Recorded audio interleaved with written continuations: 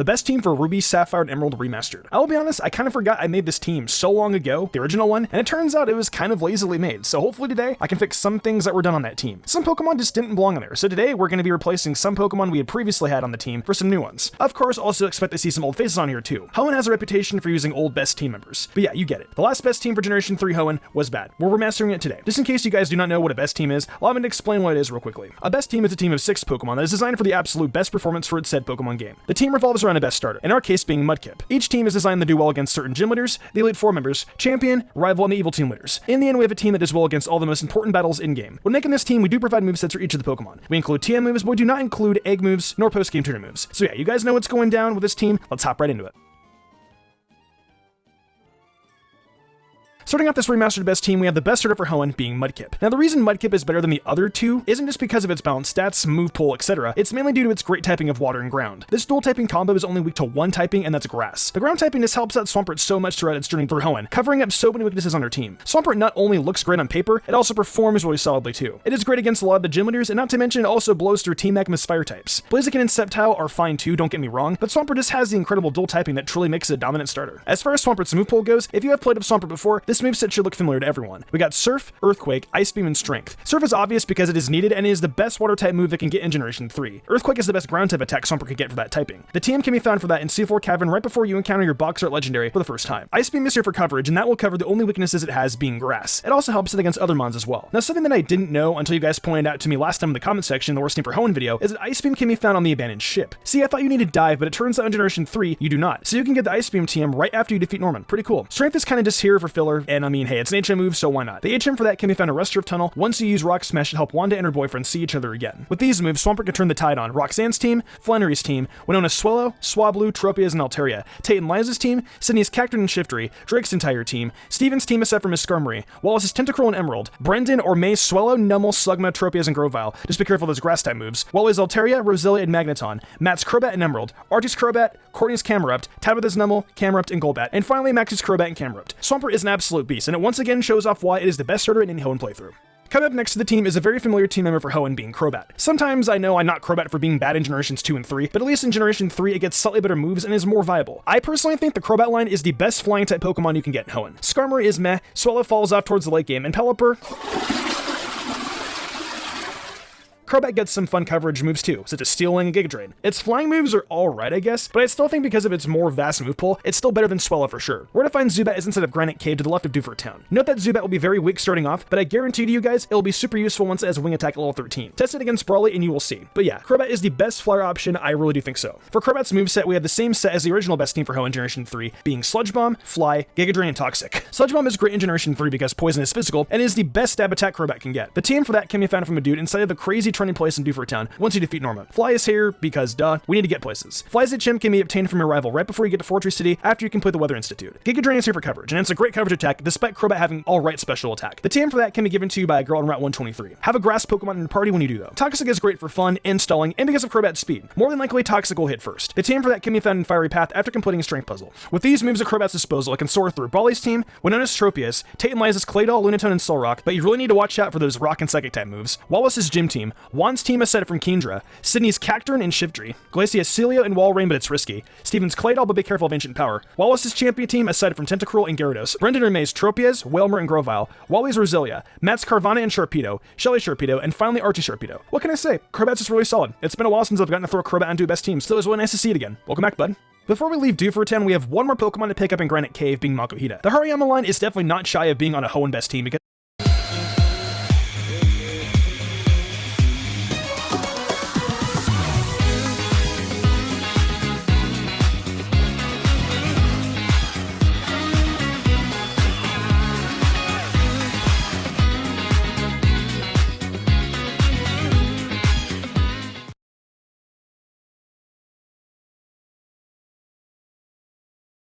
Tiptoe and I are always on the search for new ways to socialize, and Facebook is one of our favorite places to look.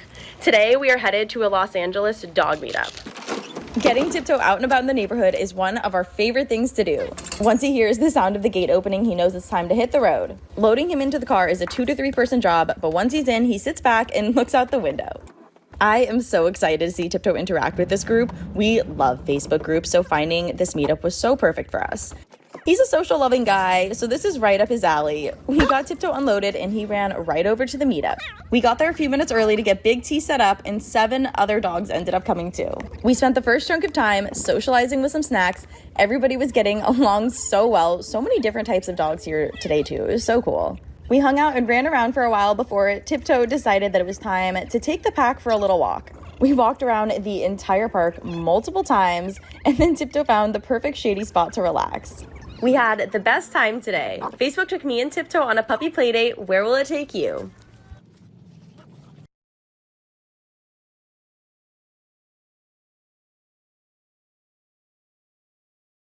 because it is literally the best fighting type Pokemon in Hoenn. Breloom is great too, but its grass typing is useless in the grand scheme of things, especially in Hoenn. Hariyama is a pure fighting type, and it gets great fighting attacks, as well as an interesting move pool. What makes me like Hariyama the most though, is that massive base 144 HP stat. Fighting also just does great in Hoenn in general. It all stacks up on paper greatly. Hariyama is also bulky enough to take hits from Norman's team. That's another reason as to why it's here. For Hariyama's moveset, we have one very similar to the last best team we created. Check it out. We have Vital Throw / Brick Break, Rock Tomb, Bulk Up, and an HN move of your choice. Strength or Rock Smash for usefulness. Vital Throw you get via level up on Hariyama, and it's a move that has 70 base power and the power to never miss. Brick Break, however, I think is better because it has 75 power, but the choice is up to you. Rock Tomb is here for coverage, and that can be obtained from Roxanne. Bulk Up is here for setup, and having Bulk Up against Norman actually comes in a lot of handy too. The last slot is up to you for an HM move. I would just go for Rock Smash. Plus it has the chance to drop your opponent's defense by one stage. With these moves, Hariyama can break down Watson's Magnemite and Magneton, Flannery's team with Rock Tomb, Norman's team, Winona's Swellow, Swablu, Tropius, Pelipper, and Altaria. Just be careful of those flying attacks, really. Technically, Tate and Liza's Xatu, but that's dumb. Wallace's Celio and Ruby and Sapphire, Juan's Celio and Crawdont, Sydney's entire team, Glacia's team, Drake's Altaria and Salamence, Steven's Aggron, Cradily, and Armaldo, Wallace's Gyarados and Emerald, Brendan or May's Swellow, Tropia's Numble, Sugma, and Pelipper, Wally's Altaria, Delcatty, and Magneton, Nat's team, Shelly's team, Archie's team, but be careful flying attacks, Courtney's team, Tabitha's team, and finally Maxie's team. I must say, Hariyama does surprise me a lot with how well it does on this team. It provides decent coverage and can take out a lot of the threats you'll find in the Hoenn region. Next up, we have a very familiar member to the Hoenn best teams, MANECTRIC. It's very obvious to many of you, but just in case someone needs me to say it, an electric Pokemon is an absolute necessity in this region. Memes aside, there really is a lot of water in the Hoenn region, which in turn means it comes with a lot of water Pokemon. It's not short on flying types either, so naturally, we'll try to pick a primary electric type attacker over a grass type one. So to get electric, you'll want to head over to Route 110 to pick it up at either level 12 or 13. Electric evolves into MANECTRIC at level 26, so you'll already be halfway there. MANECTRIC has got some pretty solid stats, most notably in the special attack and speed department. It may have a very lacking move pool, especially in Generation 3, but that's okay, as its primary purpose is to use electric type attacks. So for the moves we have for MANECTRIC, it's pretty straightforward. Thunderbolt, Thunderwave, Bite, and Hidden Power. Thunderbolt's TM is given to you by Watson after completing New Mauville. Thunderwave is a level up move that should already be on Electric once you capture it. Bite is learned a little bit later on, level 3-9, but it will definitely be useful. The lack of physical special split might be annoying in most cases, but it works out very well for MANECTRIC in this instance. And finally, Hidden Power's TM is given to you by an old lady in Fortress City. It has a pretty limited move pool, so Hidden Power is just here to fill up the last move slot and give it a little bit of random spice to the Pokemon. With this moveset, MANECTRIC can do well against all of Winona's Pokemon aside from Altaria, Tate and Liza's team with Bite, just watch out for Claydol's Earthquake, Wallace's gym team aside from Whiscash, Juan's team aside from Whiscash and Kingdra, Sydney Sharpedo or Crawdont, Phoebe's team aside from Sableye, Glacia's Celio and Walrein, Steven's Skarmory, Claydol, and Metagross, watch the Earthquakes, Wallace's champion team aside from Whiscash, Brendan or May, Swellow, Tropias, Wilmer, and Pelipper, Wally's Gardevoir, Matt's Carvana, Sharpedo, and Golbat, Shelly Sharpedo, Archie's Crobat and Sharpedo, Tabitha's Golbat, and finally Max's Crobat. If I've said it once, I've got to say it again. MANECTRIC might not have the best move pool in the world, but in a Hoenn playthrough, it absolutely dominates with its electric typing. I can only imagine how good it would be if it had a wider move pool. In the number 5 slot, we have a new Pokemon incoming to the best team series, and that is my favorite ghost-type Pokemon, Bayonet. I'm surprised with how much I like this Pokemon that I've never considered to put it on a best team. I guess to be fair, Bayonet isn't the best Pokemon in the world, which is why they give it a Mega Evolution, and even that version of it is rarely used. But I digress, as Bayonet is here now and ready to lend a big helping hand to us. Shipit can be found on Mount Pyra between the levels of 22 and 29, making that level 37 evolution not seem so bad. Bayonet is pretty decent enough to work for us here. Most of its stats are pretty mediocre, but it does have a very nice 115 attack to work with. Again, it's certainly not the best ghost type in the series, but it's really the best we have to work with in this generation. And with a pretty okay move pool to work with, I'm more than happy to welcome it to the team. Speaking of its move pool, let's just move right into the moves it will be using to take on the challenges of Hoenn. We've got Shadow Ball, Will-O-Wisp, Psychic, and Secret Power. Shadow Ball's TM can be found on Mount Pyre on the 6th floor. Will-O-Wisp is here to help us get burns off if we happen to be going up against a tougher opponent that needs to be witted away instead of fought on. That is a level up move learned by Shepet at level 32. Psychic is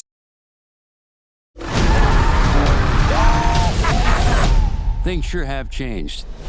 Not everyone believes it, but the bad guys went good. And we cannot wait for society to welcome us with open arms. Aren't you a notorious criminal? Yes, no, maybe.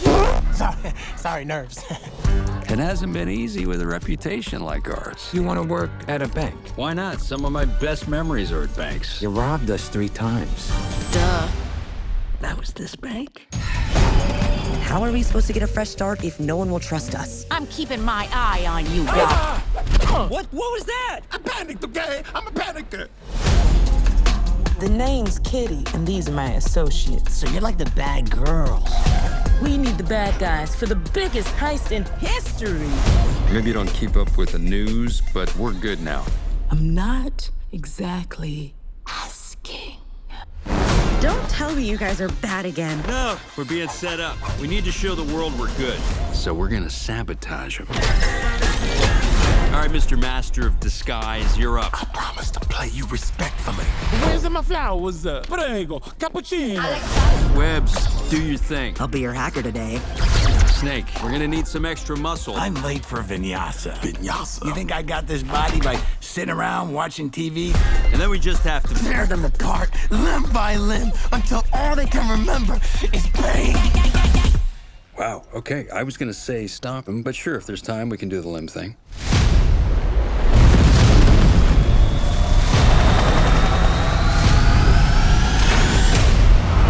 First time for everything, right?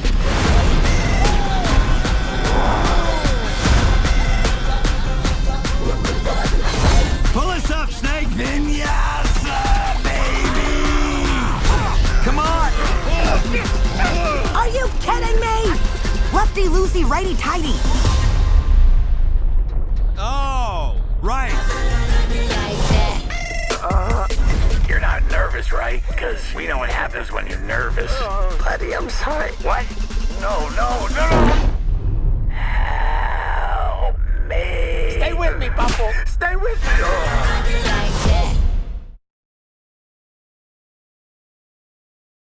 Spin is really important because every shot that you hit in a round of golf, save maybe putting, is going to have backspin on it. The backspin is going to be really driven by how you're delivering the club to the ball, but also the type of club you're using. So when you have a low lofted driver, it's not going to spin as much. High lofted wedges are going to spin more.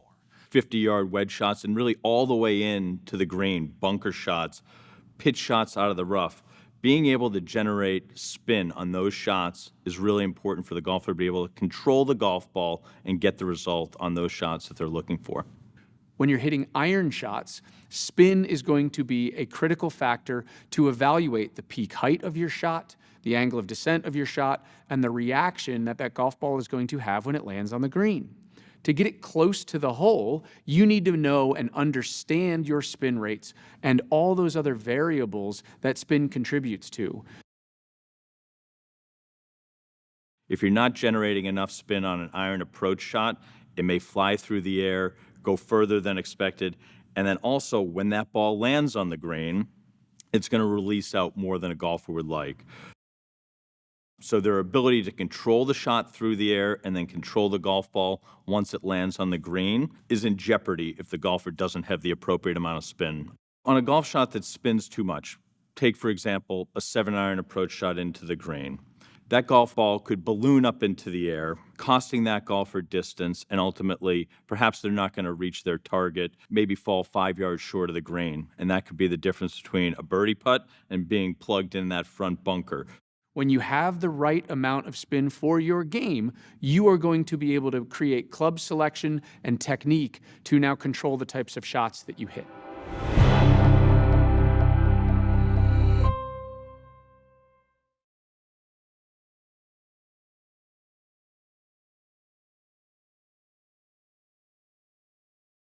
Here for a little bit of extra coverage, and because it's just such a nice attack to have. Bayonet has pretty okay special attack, so it's fine. That TM can be found on Victory Road or one at the Mauville Game Corner. Choose however you'd like to get it, doesn't really matter. And finally, we have Secret Power here, as just a normal move with the added bonus of setting off potential secondary effects. This team is given to you by Boy on Route 111. This moveset helps Bayonet send shivers down the spines of Tate and Liza's team, Phoebe's team aside from Sableye, Steven's Claydol and Metagross, Wallace's Tentacruel and Emerald, Wally's Roselia and Gardevoir, Matt's Golbat, Archie's Crobat, Tabitha's Golbat, and finally Maxie's Crobat. Bayonet might not be the Pokemon getting the most knockouts on the team, but it can really put a dent into a lot of Pokemon towards the end of the game. So I view this new addition as a valuable member of the team.